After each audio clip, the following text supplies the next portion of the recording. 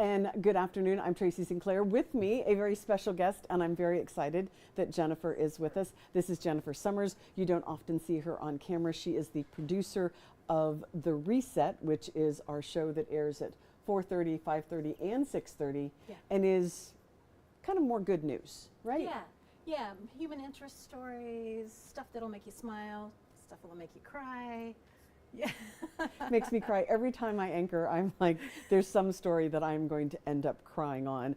And so she does a really good job of picking those, and I end up in tears many, many times. A producer gets her wings every time an anchor cries. Oh, see? That's how it works. Well, this week in Alaska history, we've been looking back, and we're going to keep doing this every week through July 4th of next year as we celebrate the 250th anniversary of the United States, the signing of the Declaration of Independence.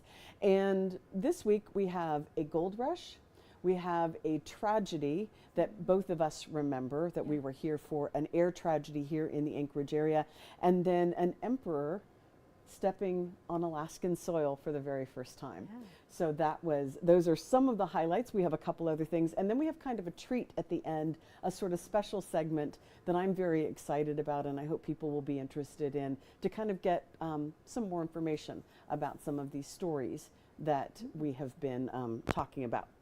So let's start with September 22nd, 1898, and the people we know as the Three Lucky Swedes struck gold at Anvil Creek. And they weren't actually all Swedes. They were the Three Lucky Scandinavians, because one of them was Norwegian.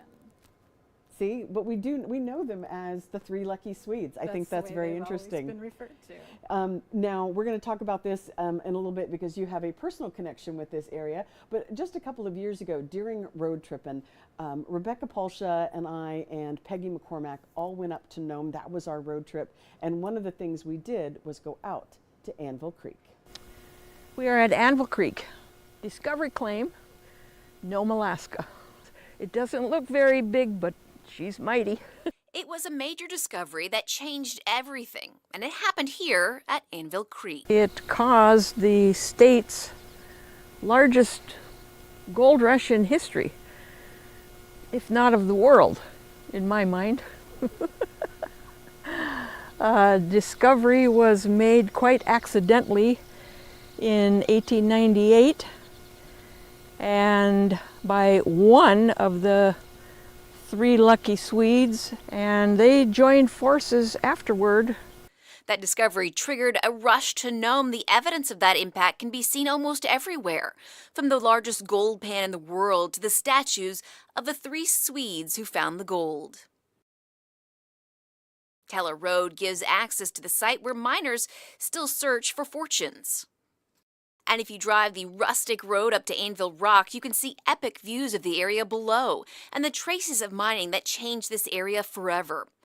Town site right here, so these are all the patented claims that are underneath the town.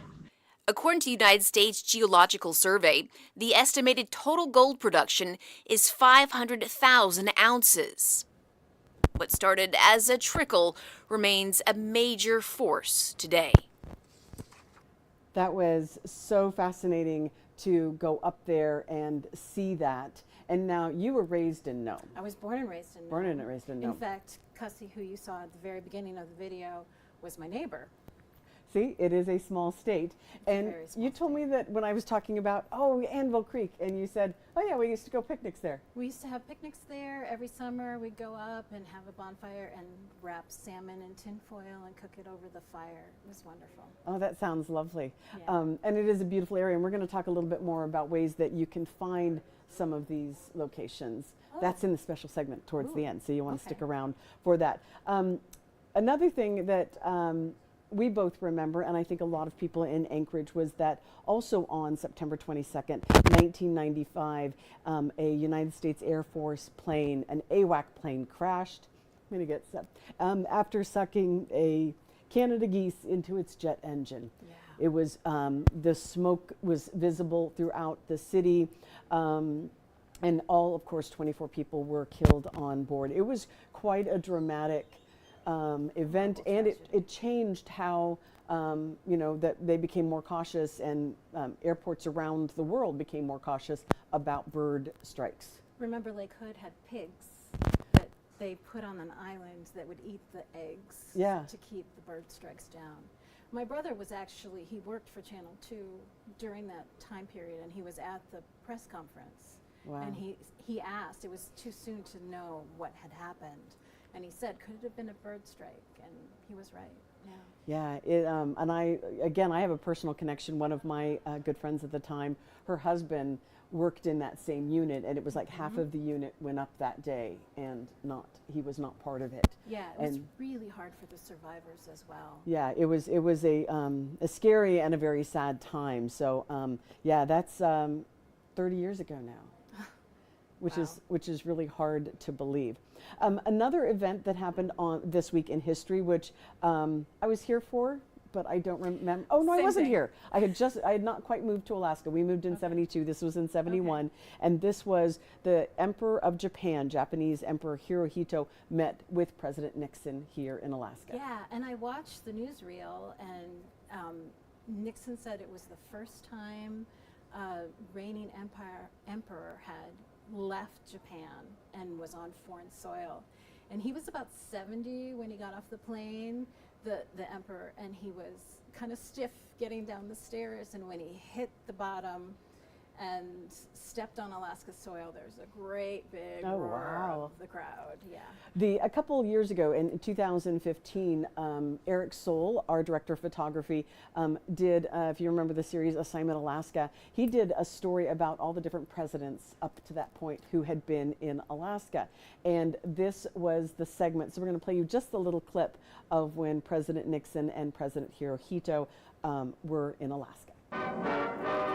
September 1971 brought the meeting of two world leaders to Alaska. Emperor Hirohito of Japan was making a refueling stop in Anchorage, and President Richard Nixon came to meet him. It was the first time in history that a Japanese emperor would set foot on foreign soil. We meet in Anchorage, Alaska, a place which is approximately the same distance between Tokyo and Washington, D.C. It was a historic meeting that strengthened the relationship between Japan and the United States. Nixon had also visited Alaska in 1960 when he was running for president against John F. Kennedy. He lost that race, but he did earn the distinction of being the very first presidential candidate to visit all 50 states. And Hirohito, in his address to the public, said he thanked the U.S. for helping restore the country after World War II, and of course, they occupied Attu and Kiska during World War II, right, for about 14 months. Right, the only place that they landed that had been actually physically invaded was Alaska. The other thing that I find interesting is that President Nixon says that we meet here, it's about halfway from DC and Tokyo, which is of course one of the reasons why they said President Trump and President Putin arrived here. We're kind of the midway point. So it is interesting because I think we think of Alaska as being out of the way, and really we are kind of a crossroads for many of these locations. Yeah. So I found that absolutely fascinating. One of the other things that I found interesting, we'll just talk a little bit about, because clearly I don't have any video of that, but on the 28th, September 28th, Russian Empress Catherine II issued an imperial proclamation which revoked all former laws for the collection of tribute from the Aleuts. And just basically some of the things that I've looked up is that, of course, the Alaska Native people were not treated very well. Not at all. And so things were demanded of them to be sent as tribute to the Empress. And this was when she decided, and she made the rule that was not supposed to happen anymore. And it was in September also when she first sent Russian Orthodox monks here to preach to the people. She found that the explorers who had come before them were not really good role models. So they weren't the best role models. Had to send some other people. Another story that has hit the news for at least 17 years is Bonnie Craig, and it was on the pull that sound down a little bit. It was in 1994 on September 28th that Bonnie Craig's body was discovered at McHugh Creek. It took 17 years. She was a college student.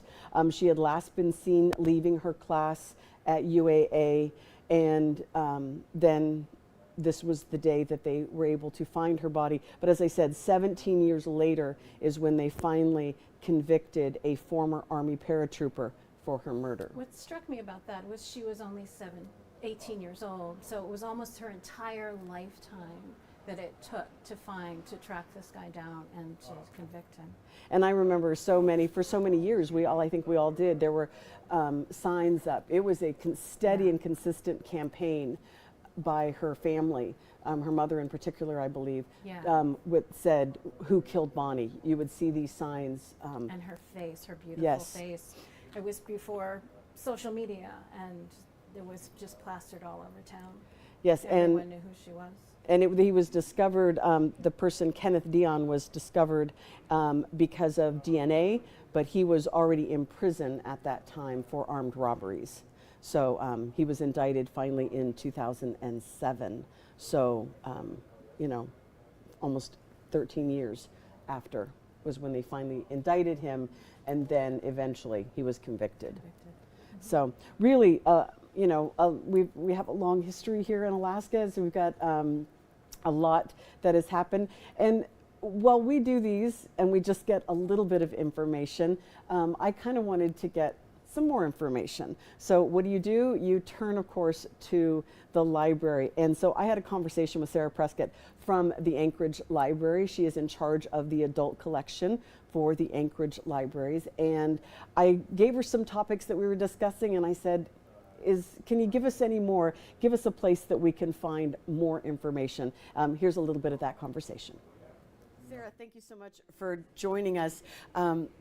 We've been doing this, We the People, looking at Alaska history for about 2 months now, and every week I'm like, these are such fascinating topics, this week included, and I really wanted to get some information on where we can get more information about some of these topics. So let's talk about the Nome Gold Rush, the Three Lucky Swedes. Are there any books out there that we could possibly read a little bit more about them? There are. Probably the one that touches on the topic for this week the most. There's one called Boom and Bust in the Alaska Goldfields, a multicultural adventure by Stephen C. Levi. And there's a chapter in there that discusses the three Swedes, or the Three Lucky Swedes, and then goes further to discuss like the lawlessness of that came about following this discovery, and the legal disputes and the impact of the gold rush on the existing communities there, and the eventual decline as gold became harder to extract and the population dwindled. So that's just one chapter of this book, and the whole book discusses, Alaska gold fields and that chapter, Nome in particular. Well, that's and good then there's because, several hiking guides. Oh, I'm sorry, go ahead. I was going to say that's really good because in several weeks past, we've talked about different elements of the gold rush in Alaska, not just Nome. So that is an excellent choice. And I'm sorry, interrupted you. You said there were hiking guides? There's hiking guides of various previous gold fields and gold mines around Alaska. As there are gold fields all over Alaska, or previous gold fields. And so some of those became national parks, and there's hiking guides. So if you wanted to go explore what it was like around the time that they were discovering gold and setting up, business around this, you can go see what it looks like. And there are several hiking guides in our collection for that. That is fascinating. What an interesting idea to be able to actually go and explore that area using those hiking guides. That's very good. Another one of the big events this week, of course, Emperor Hirohito in Alaska. What could you find on that? So I didn't find anything specifically in a book about that visit. We have several newspapers from the time that discuss the visit, but no books. But if you were looking for some context of what it would have been on Elmendorf around that time, we have Guthrie's Unofficial Guide to Elmendorf Air Force Base. It offered practical information for newly arrived military families, descriptions of Anchorage in the area, and it's a great informal guide of what Elmendorf was like in the early 70s. And so it's what it would have been like as President Nixon and Emperor Hirohito visited Elmendorf for their talks. Okay, this is doubly fascinating for me because my family arrived in 1972 at Elmendorf. That's how we got up here in Alaska. So now I'm kind of fascinated. I think I would be really interested in seeing that because, you know, we didn't leave the base a lot. Like the first couple years, that's what you did. You moved on base, you stayed on base. I think it's a lot more fluid now. And then the other interesting event, we talk a lot about Vitus Bering finding or landing on different places around. So Alaska has always had obviously this long connection with Russia. What's some new information we could find there? So this, I believe, is probably what is most extensively covered of these three topics in our collection. There's a book called Russians in Alaska by Lydia T. Black. She has chapters that discuss specifically the practice of offering tributes from Alaska Native populations to Russian officials. It was a central part of Russian colonial policy.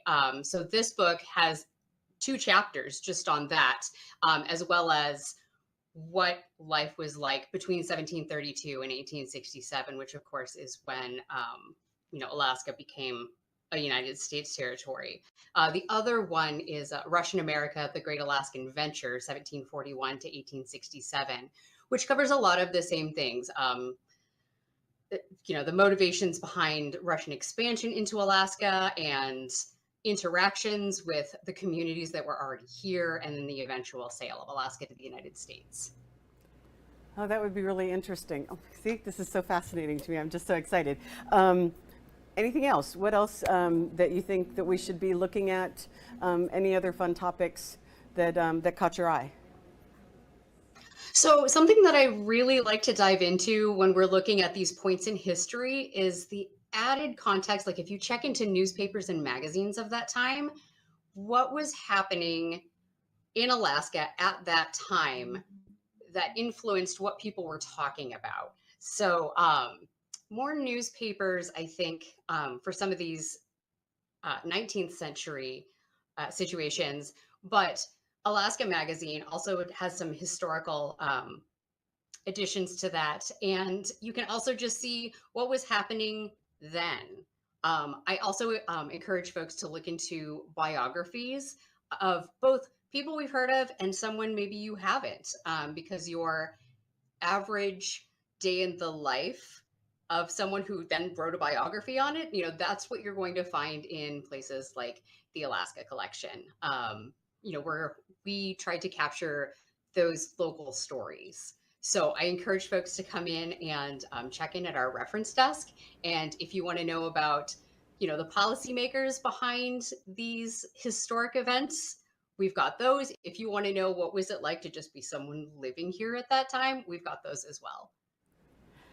Well, I really appreciate you looking up these books for us again, just to get, as you said, a little more context about the time period, because we're looking back at it from such a long distance and a long time frame. So I really appreciate you spending the time and looking those up for us, and I think I'm going to check a couple of them out. Excellent. Looking forward to it. Thank you so much. So again, that was Sarah Prescott with the adult collection at the Alaska Libraries, Anchorage Libraries. And really just, I love books, and I've had conversations with her before, so I knew that she could come up with some interesting things. If as you're watching these, you go, oh, that's interesting, I don't know what it's about. Maybe, pick up a history book and let's find out a little bit more and learn just more about our state. And the Alaska Collection at the LUSAC is amazing. Yeah, so thank you so much for this week, joining us for this week in Alaska history. We'll be back next week with another adventure. And Jennifer, thank you so much for joining me. This was a lot of fun. Have yourself a great day.